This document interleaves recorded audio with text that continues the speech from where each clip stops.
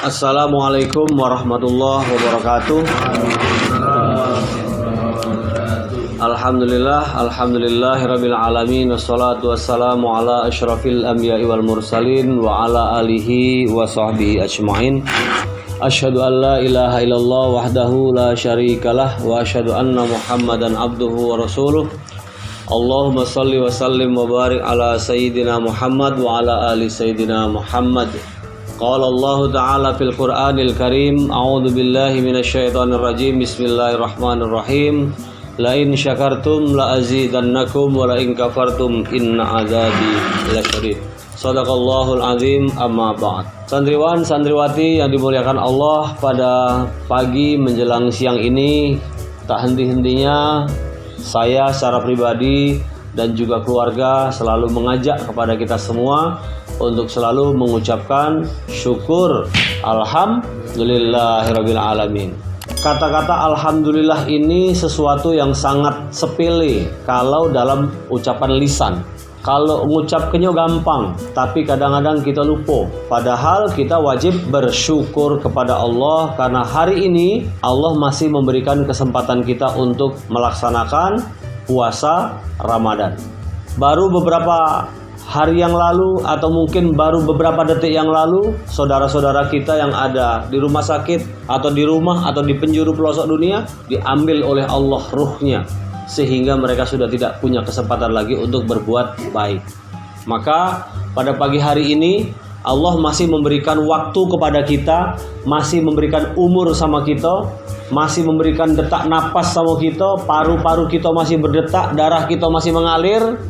Maka kesempatan hidup ini kita jadikan sebagai ladang amal untuk menuju akhirat. Ad-dunya mazra'atul akhirah. Dunia ini adalah ladang untuk bertanam menuju akhirat. Jadi bersyukur, alhamdulillah pada pagi hari ini anak-anakku sekalian masih diberi kesempatan oleh Allah. Usia masih muda-muda, masih kecil-kecil, ya kan? Tetapi oleh Allah sudah diberikan hidayah untuk masuk dalam lingkungan yang tidak lepas dari Al-Quran.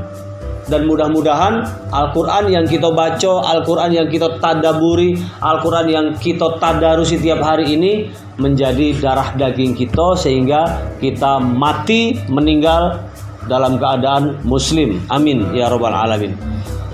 Salawat dan salam marilah kita sampaikan kepada junjungan Nabi besar Muhammad sallallahu alaihi wasallam, yang mudah-mudahan kita galo-galo, wong tua kita, dari kita, dek beradik kita selalu menjadi pelanjut, penerus generasi Rasulullah sallallahu alaihi wasallam. Amin ya rabbal alamin.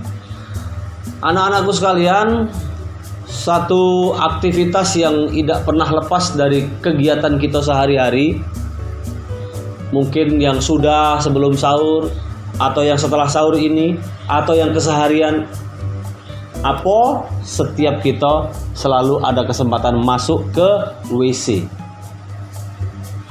Ada yang tidak pernah masuk WC? Tentu tidak pernah. Seluruhnya pernah kita masuk dalam WC. Apa yang dilakukan di dalam WC? Buang air besar, atau bahasa Palembangnya apa? Mising, iso kencing. Nah, secara sadar atau tidak, kita di dalam WC itu kita juga sekolah, nak. Jadi sekolah di dalam WC. Jadi sekolah bukan hanya di sekolah SD, SMP, SMA. Kalau kalian sekolah kan di sekolah formal kan? Yang sekolah formal selama ini daring. Pernah nggak merasa kalau dalam WC itu kamu sekolah? Ya.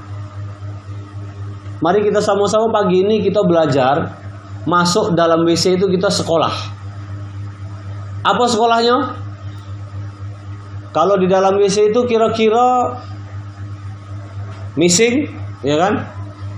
Setelah missing itu kamu nak berlama-lama enggak dalam WC? Tidak kan? Artinya apa?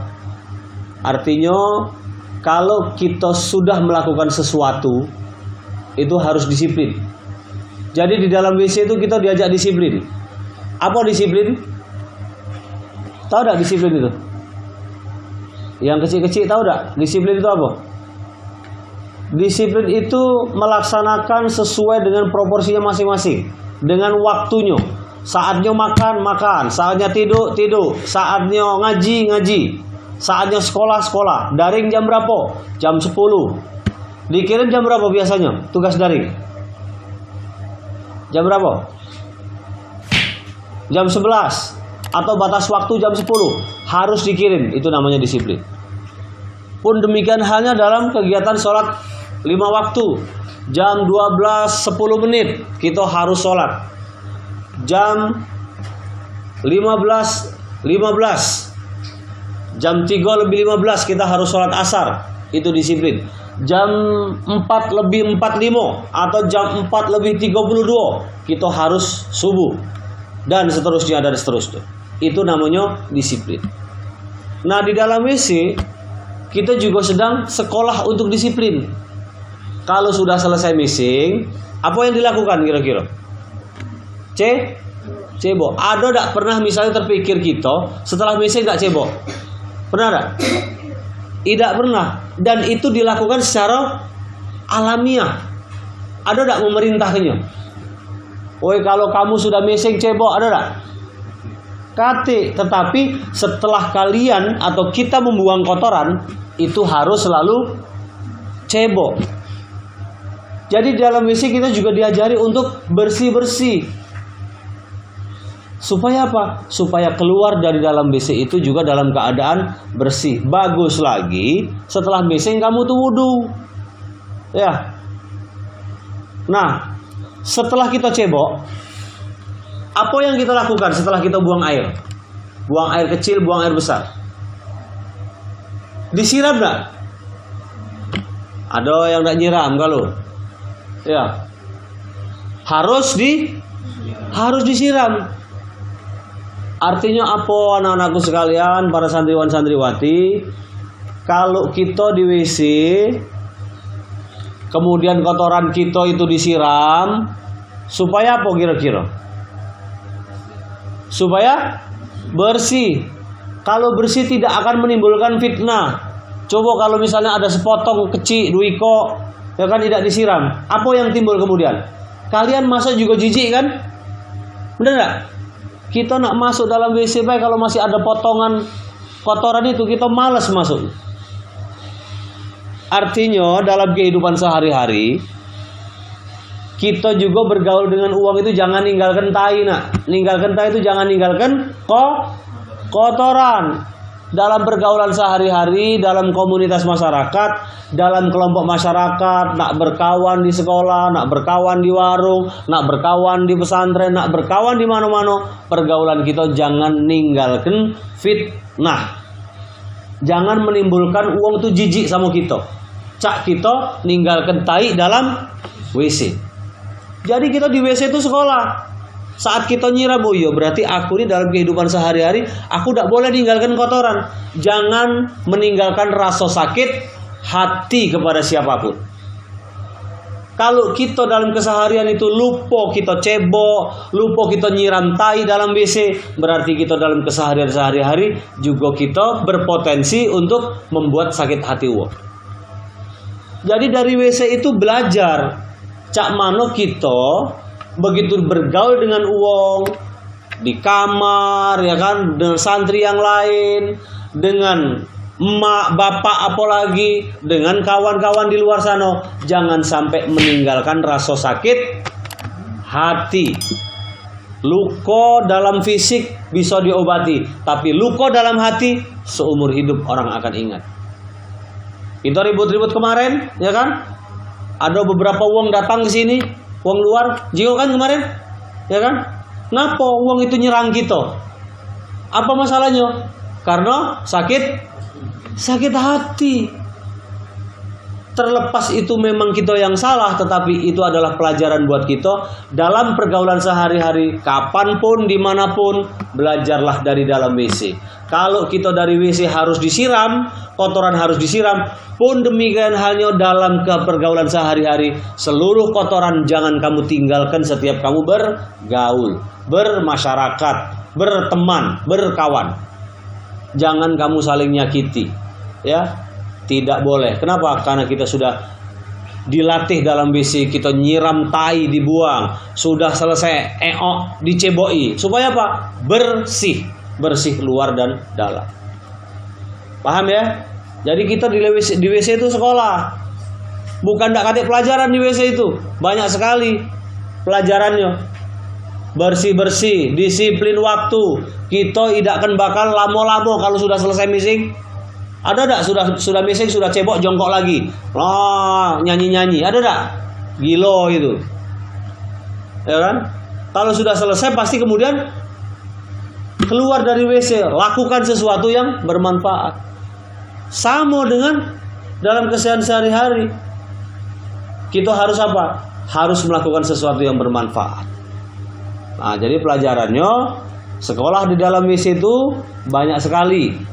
Dan itu harus diterapkan dalam keseharian kita, dalam pergaulan kita dengan kawan.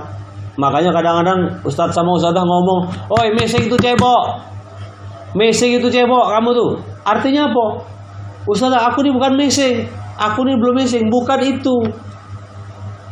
Setelah makan, ada piring kotor, cuci, jangan ninggalkan kotoran. Ya kan? Sudah minum, sudah ngopi, sudah buka puasa, sudah makan, kapanpun, dimanapun, di rumah juga saya itu. Dengan bapak ibu kita, selesai makan, selesai melakukan sesuatu, kotor, sapu. Jangan meninggalkan bekas. Jangan meninggalkan kotoran. Jangan meninggalkan kotoran. Kenapa? Karena kita sudah dilatih dari dalam WC. Ya Pep ya? Pep. Ini tinggalkan iler kamu nih.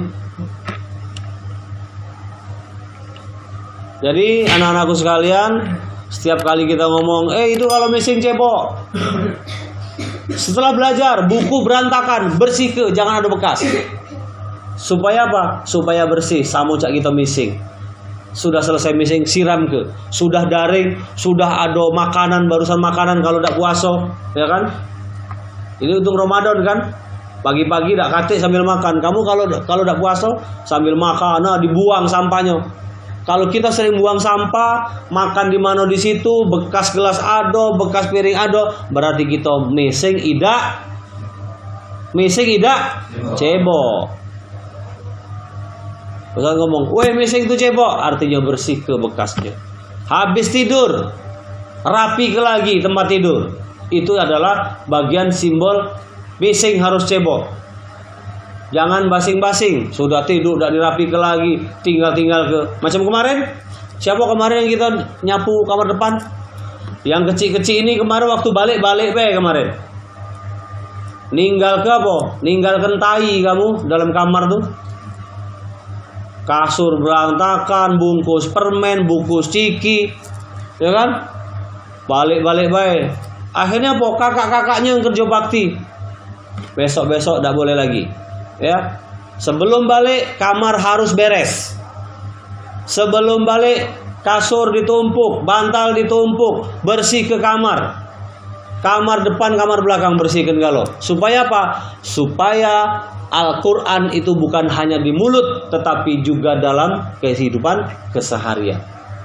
Jadi Al-Quran itu bukan hanya sebatas di awang-awang nak, ngapal baik, tapi juga harus diwujudkan dalam keseharian. Bersih ke kamar, bersih ke sampah, nyapu dan lain sebagainya. Itu bagian dari pelajaran yang kita ambil dari Al-Quran. Supaya Al-Qurannya bukan hanya di lidah baik. Kalau di lidah baik ya sudah, berarti cuman ngapal baik, tidak pernah masuk dalam darah daging kita. Terima kasih. Kita tutup dengan bacaan hamdalah bersama-sama. Alhamdulillahirabbil alamin. Wassalamualaikum warahmatullahi wabarakatuh.